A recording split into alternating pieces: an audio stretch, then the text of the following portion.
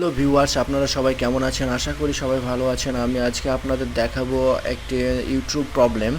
আমাদের সেটে প্রায় এই প্রবলেমটি দেখা যায়। আমাদের ইউটিউবে অনেক ঘন ঘন আপডেট চাই এবং এই আপডেটটি না দিলে আমরা ইউটিউব ইউজ করতে পারি না। সো এটা কী জন্য দেখায় বা এর সমস্যাটা কি? আসলে এটা দেখায় যাদের র্যাম স্টোরেজ কম তাদের ক্ষেত্রে এই সমস্যাটা হয় এবং এটা অনেক একটি বিরক্তিকর প্রবলেম। তো চলুন আমরা কিভাবে এটি সমাধান করতে পারি। এই জন্য আমাদের যা করা লাগবে সেটি হচ্ছে আমরা প্রথমেই চলে যাব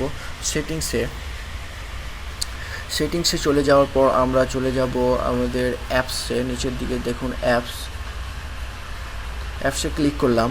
অ্যাপসে ক্লিক করার পর আমরা চলে যাব ম্যানেজ অ্যাপসে যাওয়ার পর আমরা চলে যাব ইউটিউবে।